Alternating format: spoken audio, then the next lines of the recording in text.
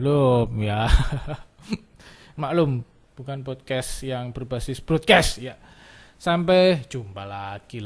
Oke, jumpa lagi bersama Budi Pasadena Podcast. Kali ini saya akan membahas tentang belajar. Ya, ini belajar ini yang jadi isu beberapa. Ini suaranya lebih enak enggak sih? Coba cek. Ya, ini for your information, saya kalau ini nggak pakai DSP, ini pakai DSP ya. Jadi di mixernya ada DSP-nya. Enak banget suaranya jadi ngangkat. Atau dikasih efek seperti ini. Hah. Wah, dari reverbnya. Enggak. Jumpa lagi di Budi Pasadena Studio Podcast. Kali ini saya akan membahas tentang proses belajar. Oke, ini kebetulan saya lagi buka websiteku. Ini tentang workshop and training yang sudah saya miliki semenjak tahun 2006. Jadi saya akan cerita dulu sebentar kenapa saya suka ngajari orang atau bikin training atau bikin workshop atau buka kursusan tentang sound engineer. Satu, secara historis yang ngasih uang pertama kali dari DAW itu bukan rekaman, malah ngajar ya. Ini lucu kan. Jadi saya dapat job pertama dari belajar digital audio workstation itu dari ngajar.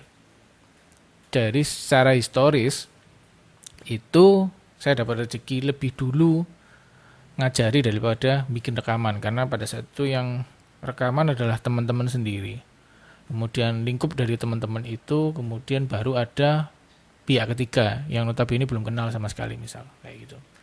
Nah, ini perlu saya ceritakan kenapa jadi penting pada saat kita harus belajar dengan seseorang yang lebih ahli atau seseorang yang pernah kecemplung lebih dulu. Istilahnya kita berbagi pengalaman di situ, kemudian kita ngajari secara teknis kalau memang diperlukan. Pertama, karena pada saat itu belum ada internet. Jadi kalau caranya belajar itu cuma satu. Masuk sekolah, masuk kursusan, masuk akademi atau masuk universitas. Kemudian kalau di pondok ya pondok, misal di pondok pesantren misal kayak gitu. Jadi jalurnya cuma itu.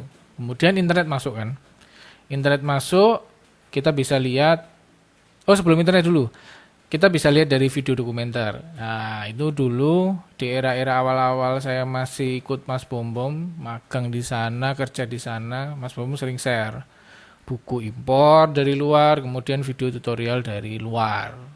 Maka kita akan dapat insight sedikit-sedikit, walaupun pada akhirnya setelah baca atau nonton itu pasti tetap pusing gitu ya. Kemudian yang selanjutnya adalah era internet masuk.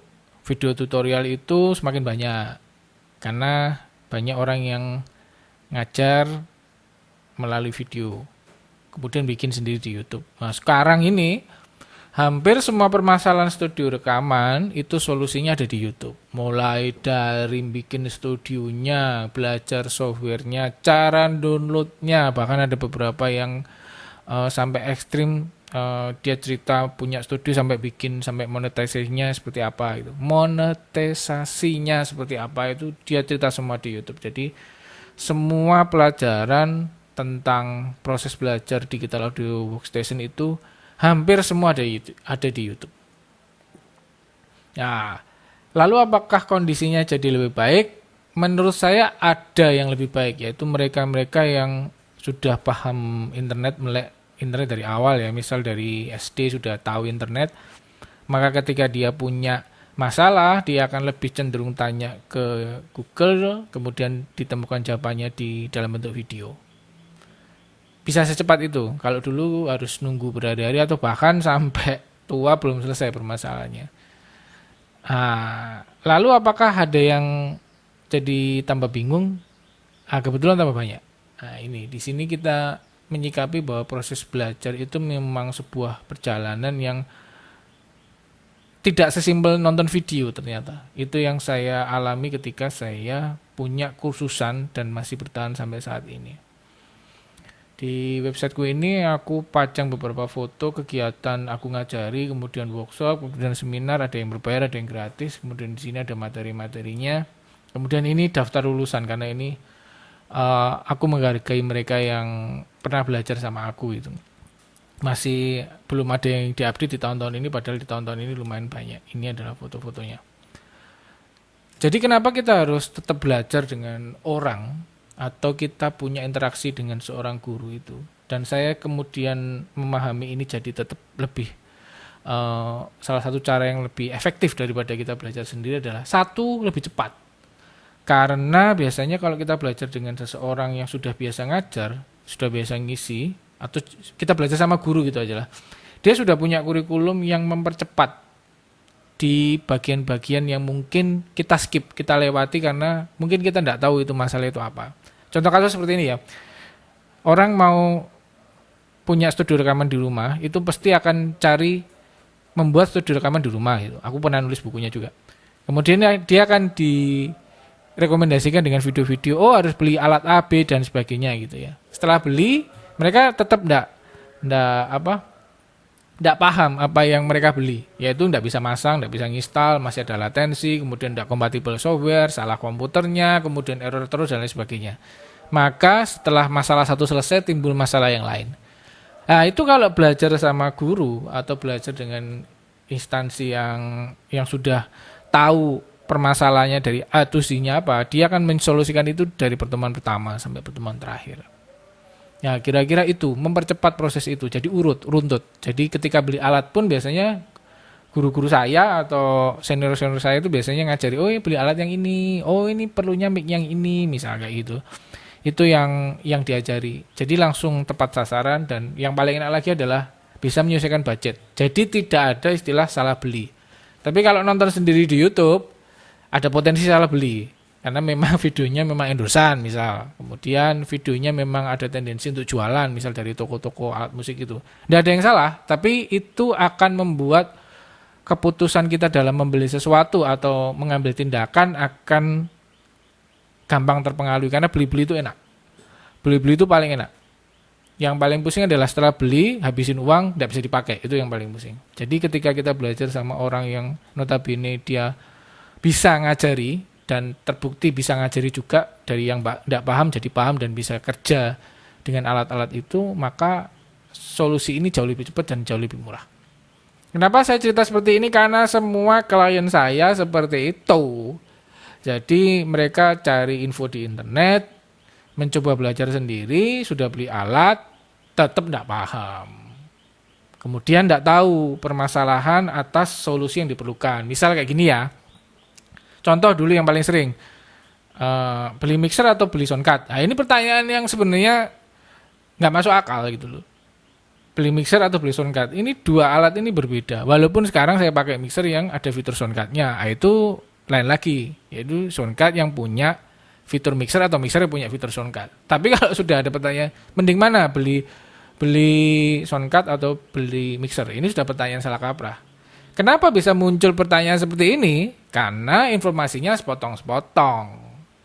Lihatnya sepotong-sepotong. Atau kalau nggak mau terpapar hoax, malu terpapar hoax, tapi katanya pakai kata itu. Katanya orang ini beli mixer dulu. Katanya orang ini beli soundcard dulu. Katanya toko A beli mixer dulu. Katanya toko B beli soundcard dulu. Kalau berguru dengan orang yang tepat, dia akan cerita solusi yang mana yang cocok sesuai kebutuhanmu. Misal mau fokus di rekaman, beli soundcard adalah wajib. Misal mau fokus di live show, maka mixer akan menjadi wajib. Kayak gitu. Misal belajar untuk bikin sound kecil-kecilan, maka mixer akan menjadi wajib. Misal mengakomodir kebutuhan itu semua, maka belilah mixer yang punya fasilitas soundcard. Baik soundcardnya yang stereo out atau multitrack. Nah, di sini sudah timbul permasalahan lagi. Nah, makanya proses belajar ini kalau sudah dirasa penting untuk segera ambil solusi atau sudah invest alat tapi kok nggak jalan-jalan proyeknya, maka meng-hire guru atau ikut di workshop atau di training atau bahkan ikut kursus itu menjadi penting karena itu mempercepat itu semua.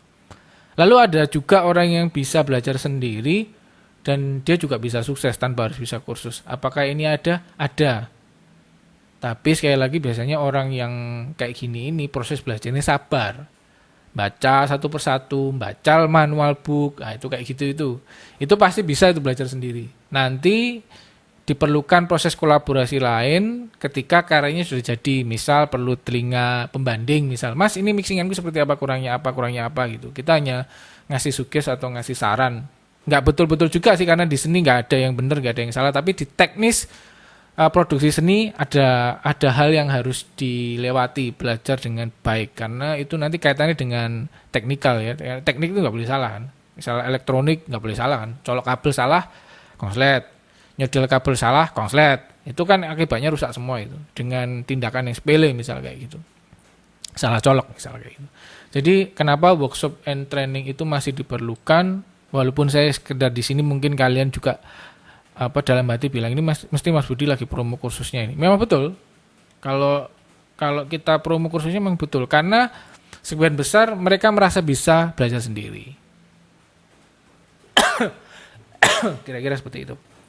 Oke, lanjut nanti di pokok pembahasan selanjutnya di Budi Prasetyo Studio Podcast yang lain. Thank you.